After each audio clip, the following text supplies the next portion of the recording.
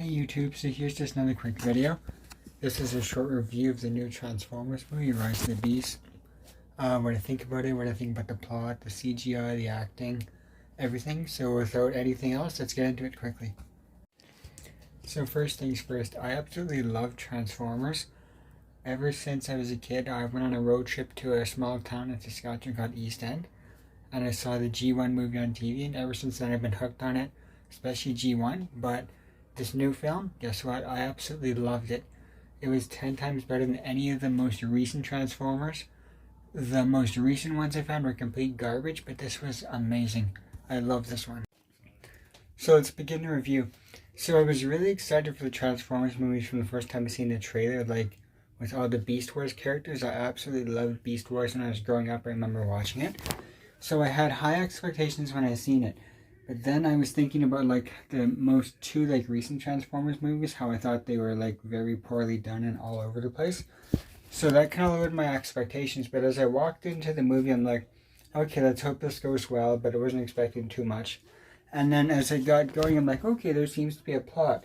Like when they were talking about like the little brother's health issues and stuff like that, I'm like, oh, they actually did some like really good characters, like how the family was like low income, relatable for a lot of people. Not just like rich like Sam's family. Like they did a lot more work on the characters than previous films. Like the characters all had like depth to them and a backstory. Like they weren't just like shallow and appeared.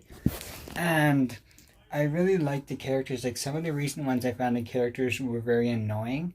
Like in the Mark Wahlberg movies. But this one they were very good characters. So another thing that I found really cool as the movie went on is that I noticed they all shot on like location, like they traveled to Peru and like various destinations. But I really enjoy seeing, like that's one thing I enjoy about watching Transformers films is they do travel to locations instead of just shooting like 100% in a green room or something. So I love like just watching the films as they go on like a journey. Like I remember like one of the old Transformers movies, they went to like Egypt and all that.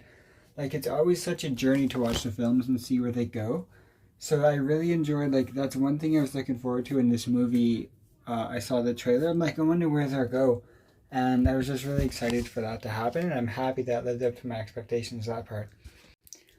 One of my favorite things I liked about this movie, though, as I do the review, is the movie had, like, really good pace to it. Like, some of the Transformers movies, the ending dragged. And I'm like, oh, is this the end? Is this the end? But it wasn't. But this one went like at such a good pace. But the only thing I would say is I didn't like how it just quickly ended. Because I was so hyped up for the ending and then it just ended. But when you do get to the end of this movie, there's a really nice thing that happens at the end. We get to see the main character get called into a job interview. And as he goes into that job interview, he gets handed a business card. And it says G.I. Joe. So that's what we're left with to think about as the movie ends. But after the movie ends, I'm wondering like how they'll do a sequel. It's got me thinking. So that's some really good writing though. Like, will it be a sequel in 2 years? Will it be Decepticons? Will it be Terracons? Will Unicron come back? Will we get to see G.I. Joe? Like, what will be next? I really like though how they ended it on a cliffhanger. I think that was such a good ending. So, pros and cons of the new Transformers movie. Let's begin with pros. Things I liked. One is I thought the sound effects were amazing. Some of the Transformers movies, I thought the sound effects were reused, the same, blah, blah, blah. But this one, I thought they were just as good as the original, like, 2007 Transformers film. The sounds were, like, very new. They were different. They were unique. Nothing I've heard before. The sounds were just, I'm blown away by the sounds. And I saw it in a theater. There was, like, AVX, which, like, turns the sounds up to a whole nother level. So if you're going to see this movie, see it in something like AVX or IMAX, where it's worth it. Another pro, this one actually had a plot. The previous Transformers movie, the one I think was Age of Extinction or another one, the plot I found just all over the place. Like it was in Scotland, it was in modern times, went to medieval times. I had no idea what was going on there. But this one had a plot. I'm very impressed to say this one had like a touching story. This one had like a good thing going. It wasn't slow, it wasn't dragging. Everything was like very well done. One of my biggest things I loved about this movie, finally after years we got to see Unicron on the big screen. Like, I loved Unicron in the G1 1986 film, and every Transformers movie I've seen I've been like, oh my god, will we get to see Unicron? I've been waiting so long, and finally we got to see Unicron, so that made me so happy. Now it's time for cons that I didn't like about this movie.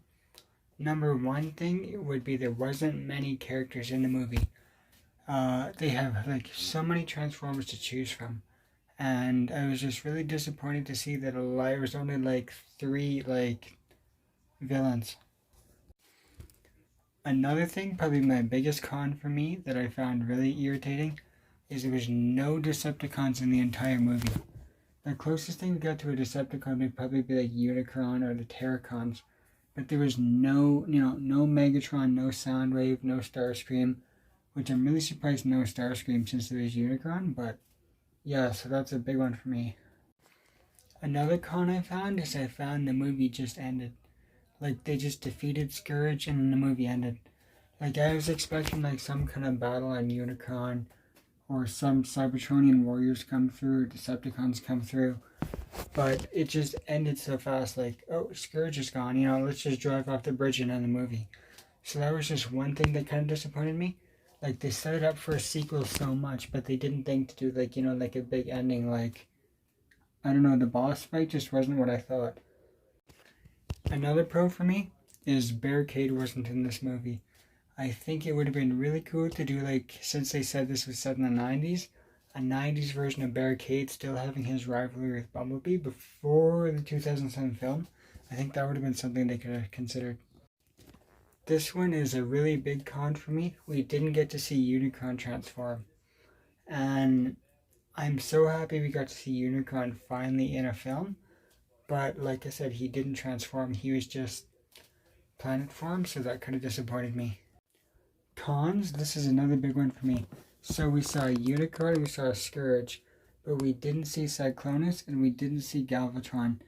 That's 2 things that kind of irritate me. Like, as soon as I seen Scourge, I'm like, oh, Cyclonus is next, where's Galvatron? And I was like, oh, maybe we'll get some of the sweeps. But none of them made an appearance. That really kind of irritated me that it was only Scourge. Another con, and I know this one's not possible for this movie, but no Shia LaBeouf.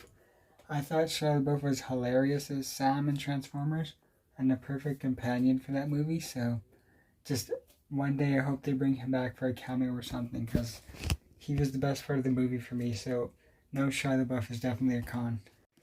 So if you enjoyed this Transformers movie, please like and subscribe for more Transformers content to come soon. Thank you for watching.